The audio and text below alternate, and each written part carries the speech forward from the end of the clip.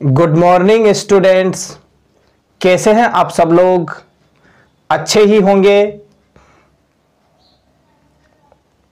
Students, पिछले video में हमने धातुओं के बारे में बात की थी।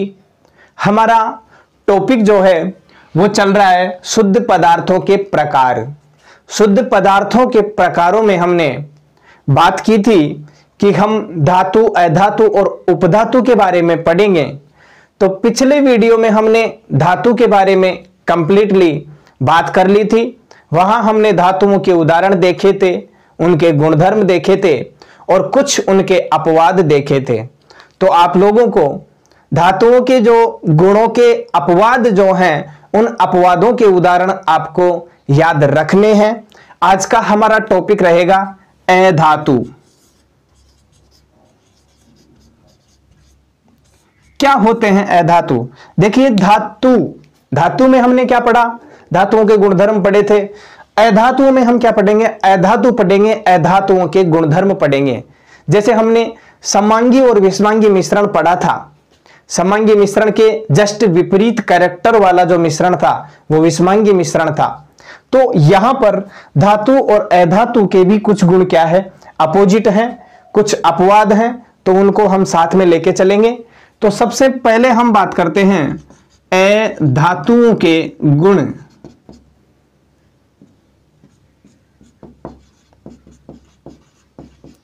अधातुओं के गुण कौन कौन से गुण हैं अधातुओं के, जिनके आधार पर हम अधातुओं को पहचानते हैं, उनकी पहचान करते हैं?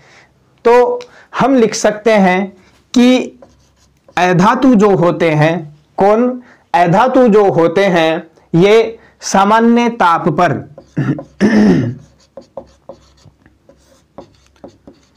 सामान्य ताप पर पदार्थ की तीनों अवस्थाओं में पाए जाते हैं। और पदार्थ की तीनों अवस्थाएं हैं ठोस, द्रव व गैस अवस्था में पाए जाते हैं।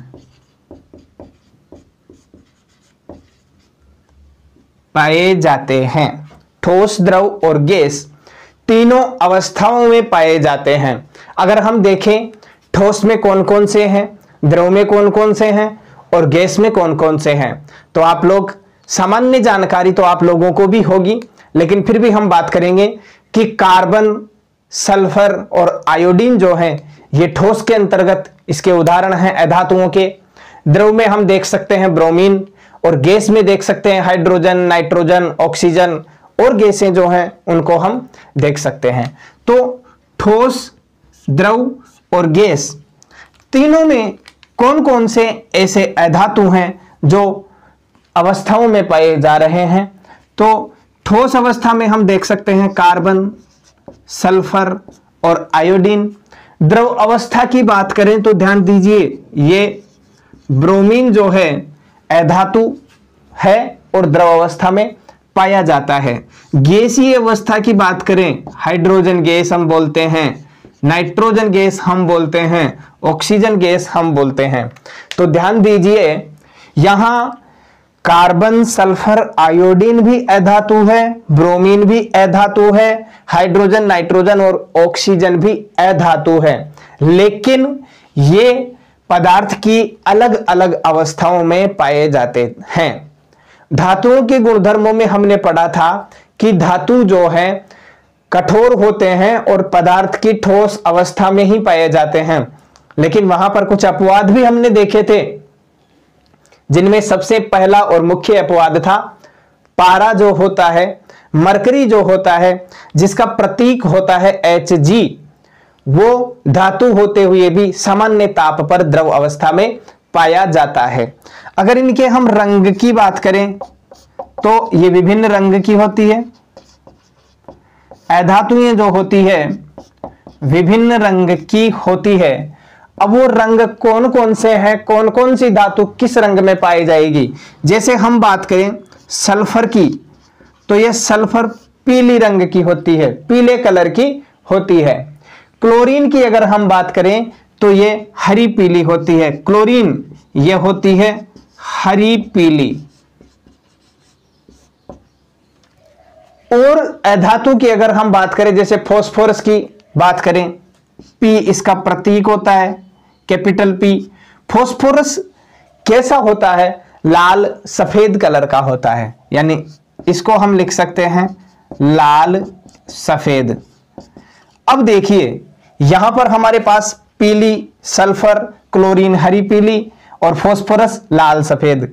लेकिन याद करिए धातुओं की वो बात जहां मैंने कहा था कि धातुएं ग्रे या धूसर कलर की होती है। अगर वहां नहीं बताया हो मान लो, तो अब याद रख लीजिए आप लोग, अधिकतर धातुएं जो होगी ग्रे या धूसर रंग की होती है।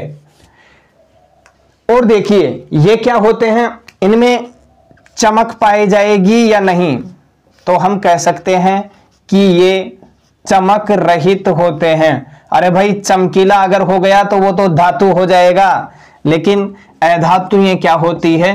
चमक रहित होते हैं। अधातुएं चमक रहित होती है, चमक रहित होती है। उदाहरण के तौर पर हम देखें, जैसे देखिए कोयला, कोयला जो है अधातु है और इसमें कोई चमक नहीं होती है। अपवाद की अगर हम बात करें तो देखिए हीरा, आयोडीन, आयोडीन क्या है? अधातु है। हीरा क्या है? अधातु है लेकिन कठोर है। आयोडीन भी ठोस अवस्था में पाई जाती है। तो यहां पर हम अपवाद लिख सकते हैं। क्या लिखेंगे अपवाद में? कि हीरा और आयोडीन जो होते हैं वो चमकीले होते हैं। हीरा व आयोडीन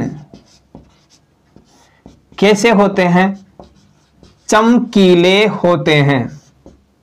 ठीक है, यानी अभी अपन ने गुण लिखा कि चमक रहित होती है, उदाहरण कोयला, लेकिन अपवाद के रूप पर हमने देखा हीरा व आयोडीन कैसे होते हैं? चमकीले होते हैं। देखिए अगर इनकी कठोरता की हम बात करें तो ये कठोर नहीं होती है, ये नरम और भुरभुरी होती है। कैसी होती है? नरम व भुरभुरी। अधातुएं नरम व भुरभुरी होती है। भाई नरम व भुरभुरी से मतलब क्या है? जैसे ये पेन है, मार्कर है मेरे पास, मैं इसको घुमा नहीं सकता, अगर घुमा देता तो ये नरम होता, लेकिन ये कठोर है। भुरभुरी मतलब मसलने पर बिखर जाए, टूट जाए, आसानी से टूट जाए, वो होती है। अब इसका अपवाद क्या है? नरम और भुरभुरी होती है, लेकिन यहां पे भी क्या है भाई? अपवाद है। अभी अभी ऊपर अपन ने लिखा है चमक में कि चमकीला होता है हीरा और आयोडीन। आयोडीन कठोर कम होता है, लेकिन हीरा तो बिल्कुल कठोर होता है धातुओं की तरह। तो अपवाद में हम क्या लिख सकते हैं? हीरा। और कैसा होता है हीरा? कठोर होता है। ध्यान दीजिए, हीरे की कठोरता के गुण के आधार पर ही हम इसको धातु नहीं कह सकते, इसीलिए तो इसको अधातुओं में रखा गया है। और देखें तो ये कैसे होते हैं? अध्वानिक होती है। भाई हमने धातुओं में पढ़ा था ध्वानिकता का गुण, और इनमें ध्वानिकता का गुण नहीं पाया जाता, इसीलिए ये अध्वानिक होती है। अध्वानिक का मतलब क्या है? चोट मारने पर आवाज उत्पन्न हो, ये जरूरी नहीं है। और इनमें और गुण देखें हम, इनमें भंगुरता का गुण पाया जाता है। मैं इधर लिख देता हूं, भंगुरता का गुण पाया जाता है। अब ये भंगुरता क्या है भाई? भंगुरता का मतलब है कि चोट मारे हम किसी वस्तु पर और वो पूरी तरह छोटे छोटे अनेक टुकड़ों में बिखर जाए, तो यह उसका गुण क्या कहलाता है? भंगुरता कहलाता है। यानी किसी भी वस्तु पर हम चोट मारें और वह छोटे छोटे भागों में टूटकर बिखर जाए, यह भंगुरता कहलाती है। यानी इनमें चोट मारने पर बिखर जाना इसका अर्थ होता है भंगुरता का। तो लिख सकते हैं आप लोग, अगर मान लो याद नहीं रहे तो ऊपर एरो लगाकर लिख सकते हैं, चोट मारने पर बिखर जाना, यही क्या कहलाती है? भंगुरता कहलाती है। एग्जाम्पल की अगर हम बात करें अधातुओं के की, तो आप तीनों गैसों के जो आपने स्टार्टिंग में यहां पे देखा था अवस्था में कि सामान्य ताप पर ये तीनों अवस्थाओं में पाए जाते हैं, यहां पर हम ये इन तीनों को ही उदाहरण के रूप में लिख सकते हैं, ऑक्सीजन, नाइट्रोजन और हाइड्रोजन। एग्जाम्पल की अगर हम बात करें अधातुओं की तो ऑक्सीजन, हाइड्रोजन और नाइट्रोजन, ये इसके उदाहरण सामान्यतः लिख सकते हैं। देखिए एक बार फिर से समझिए अधातु क्या होते हैं। हमने पिछले जो वीडियो था, पिछला जो वीडियो हमारा था, उसमें हमने शुद्ध पदार्थों के पहले प्रकार के बारे में बात की थी और वहां पर हमने धातुओं के बारे में पढ़ा था। धातुओं के गुणधर्म कौन कौन से हैं, कैसे हम उनकी पहचान करेंगे, उनके घनत्व क्या है, गलनांक क्या है। तो हमने वहां पर कुछ अपवाद भी देखे थे। तो ध्यान दीजिए, अपवादों में से प्रश्न बनने की संभावना ज्यादा रहती है, तो अपवादों को तो 100% हमें याद रखना ही होगा। आज हमने बात करी है अधातु के बारे में, तो अधातु के ये मुख्य मुख्य गुण मैंने यहां पे लिख दिए हैं। इनको एक बार हम और समझते हैं कि अधातुएं ये सामान्य ताप पर ठोस, द्रव व गैस तीनों अवस्थाओं में पाए जाते हैं। पदार्थ की 3 अवस्थाएं होती है सामान्यतः, ठोस, द्रव और गैस, और ठोस, द्रव, गैस तीनों अवस्थाओं में अधातु पाए जाते हैं। अधातु में ठोस में कौन कौन से अधातु ये हैं? कार्बन, सल्फर और आयोडीन। ये देखिए ठोस हैं लेकिन अधातु हैं। कुछ अधातु ये हैं जो द्रव अवस्था में पाई जाती है, जैसे हमारे पास क्या है, ब्रोमीन, ये अधातु है लेकिन द्रव अवस्था में पाई जाती है। गैसीय अवस्था में कौन कौन सी अधातुएं हैं? तो हमने देखा है हाइड्रोजन, नाइट्रोजन और ऑक्सीजन। फिर आती है बात इनके रंग की, तो रंग भी इनका विभिन्न होता है। धातुओं में हमने रंग क्या पढ़ा था, ग्रे या धूसर, लेकिन यहां पे रंग भी क्या है, अलग अलग है। देखिए जैसे सल्फर को हम देखते हैं तो ये पीली होती है, क्लोरीन को हम देखें तो ये हरी पीली होती है, और फास्फोरस की हम बात करें तो ये लाल सफेद होती है। इस प्रकार अनेक रंगों में अधातुएं पाई जाती है। इसके बाद में देखिए चमक, तो धातुओं में तो चमक थी, उनमें चमक का गुण पाया जाता था, धातु चमकीली थी, लेकिन अधातुएं चमक रहित होती है। उदाहरण के तौर पर आप कोयले को देख सकते हो, जैसा कि आप देखते हैं कोयले में क्या होती है, कोई चमक नहीं होती है, और वह अधातु का उदाहरण है। लेकिन यहां पे अपवाद है। अपवाद कौन कौन से हैं? हीरा और आयोडीन। ध्यान दीजिए, कहीं पर भी कोई सा भी आप टॉपिक पढ़ रहे हो, उसमें ऐसे गुण या उदाहरण लिख रहे हो और अपवाद आपने लिख दिया, तो अपवाद का मतलब आप समझिए कि उन गुणों के विपरीत कार्य करेगा, इसीलिए वो अपवाद है। तो हीरा और आयोडीन क्या है, चमकीले होते हैं, लेकिन ये क्या है, अधातु हैं। यहां इनकी चमक के कारण इनको हम धातु नहीं मान सकते। अगला गुण हम देखते हैं, अधातुएं कैसी होती है, नरम व भुरभुरी होती है। नरम, जैसे मैंने अभी बताया कि जैसे मेरे पास ये मार्कर है, मैं इसको घुमा दूं, नहीं घूम रहा तो ये नरम नहीं है। लेकिन ध्यान दीजिए ये धातु भी नहीं है। भाई हमने धातुओं में भी अपवाद पढ़े हैं और अधातुओं में भी अपवाद पढ़े हैं, तो एक गुण को लेकर हम उस वस्तु की धातु और अधातु के आधार पर हम निर्धारित नहीं कर सकते, उसके एक गुण के आधार पर निर्धारित करना असंभव है। कुछ गुण हमें देखने पड़ेंगे, क्योंकि जैसे हम देखते हैं हीरा कठोर है, चमकीला भी है, तो हम इसको धातु कह सकते हैं क्या? नहीं कहेंगे। तो नरम व भुरभुरी होती है, नरम होगी, भुरभुरी होगी, यानी मसलने पर बिखर जाए। जैसे चौक का टुकड़ा हम लेते हैं, मसलते हैं, बिखर जाता है। कोयला हम लेते हैं, मसलते हैं, बिखर जाता है। तो ये कैसी होती है? नरम होती है, भुरभुरी होती है। अपवाद क्या है? हीरा इसका अपवाद है। हम जानते हैं हीरा कठोर भी है, चमकीला भी है, लेकिन ये अधातु है। अध्वानिक होती है। अध्वानिक का मतलब क्या होता है? भाई जैसे मैंने एक धातु के दूसरे धातु की, 2 धातु लेके उनको आपस में टक्कर मारी तो वहां पर ध्वनि उत्पन्न होगी। अब आप सोचोगे कि सर जैसे मार्कर को भी तो अपन मारते हैं, आवाज उत्पन्न हो रही है, लेकिन भाई एक गुण के कारण हम अधातु और धातु की जो पहचान है, वो निर्धारण है, वो नहीं कर सकते। ऐसे तो मैं इसको नीचे गिराऊंगा, इसमें भी आवाज आएगी, मैं इस डस्टर को नीचे गिराऊंगा, उसमें भी आवाज आएगी, लेकिन इस ध्वनिकता के गुण के आधार पर इसको अपन धातु थोड़ी कह सकते हैं। ध्वनिकता का गुण है, ध्वनिकता के गुण के कारण जब दो धातुओं को या धातुओं की प्लेट को हम टकराते हैं तो उनमें ध्वनि उत्पन्न होती है, और यह गुण ही क्या कहलाता है? ध्वनिकता कहलाता है। परिभाषा ध्वनिकता की लिखना चाहो तो लिख सकते हैं कि धातुओं में विशेष प्रकार का गुण पाया जाता है जिससे उन्हें टकराने पर ध्वनि उत्पन्न होती है, यही क्या कहलाता है? ध्वनिकता का गुण कहलाता है।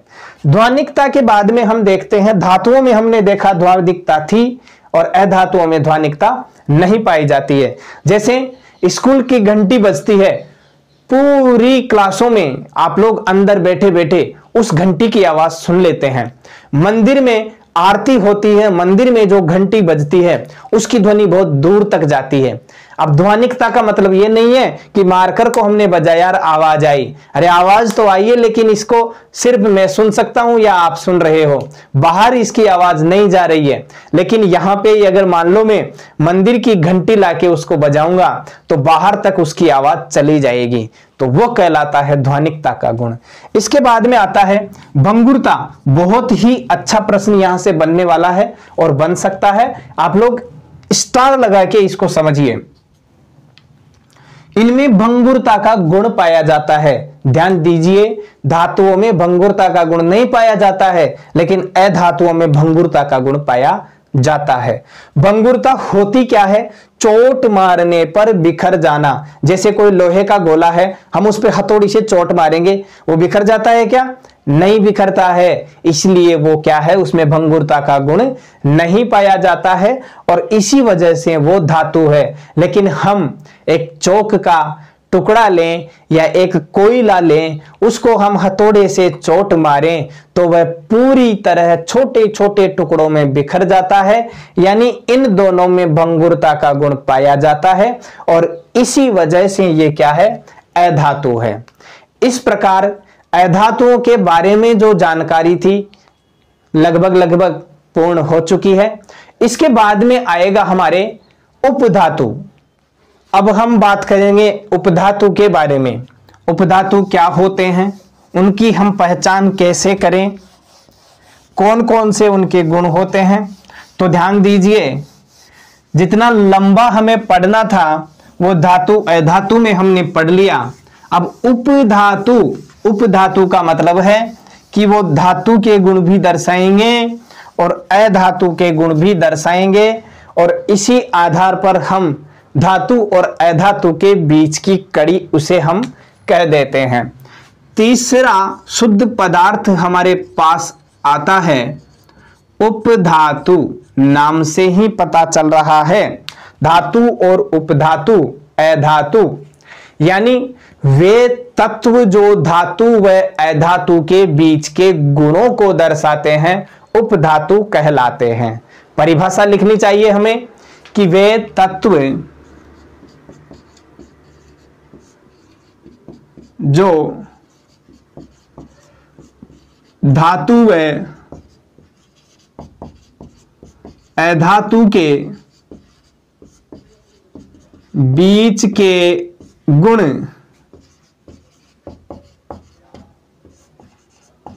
दर्शाते हैं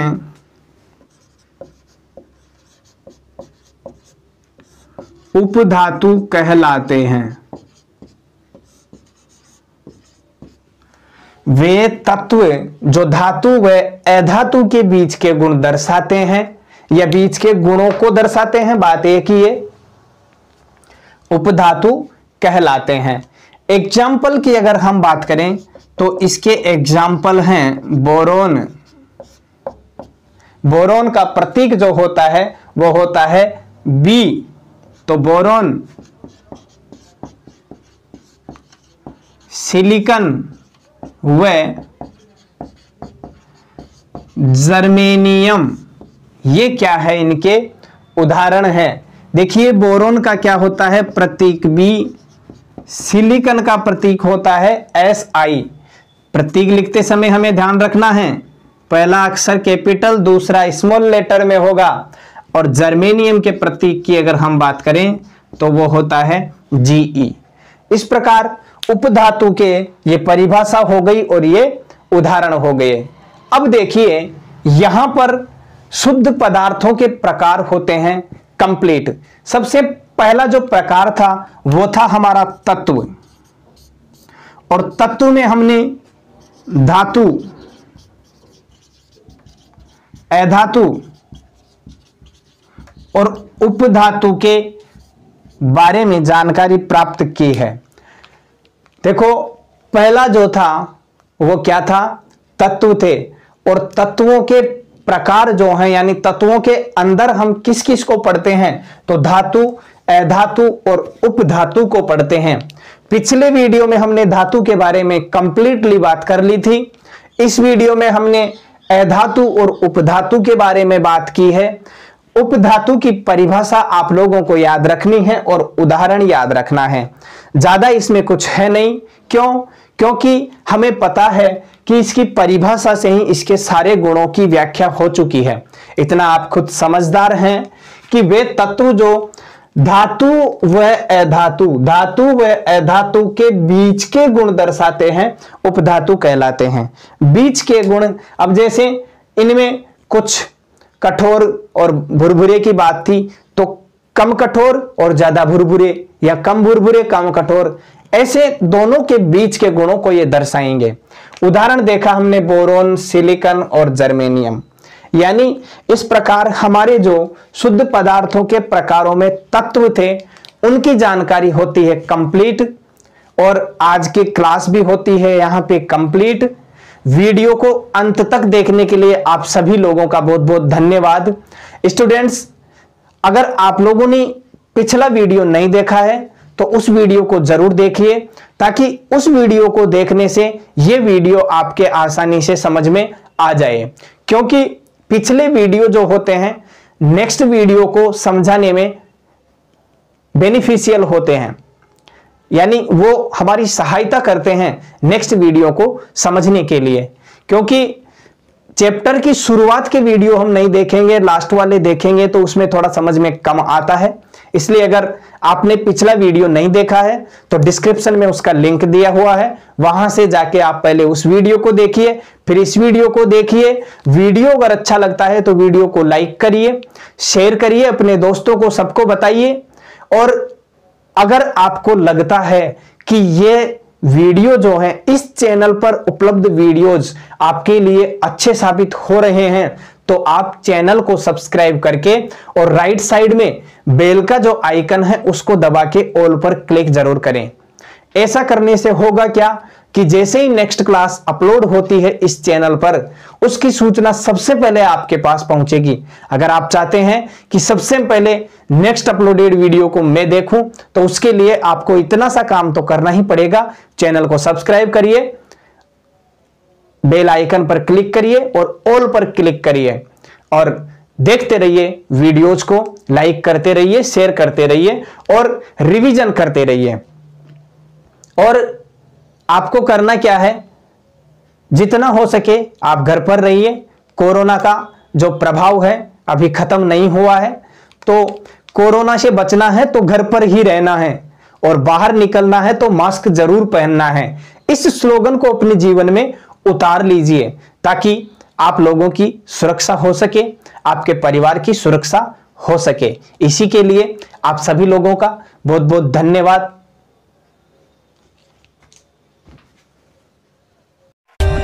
For more updates, subscribe to our channel, click the show links and enjoy watching the videos.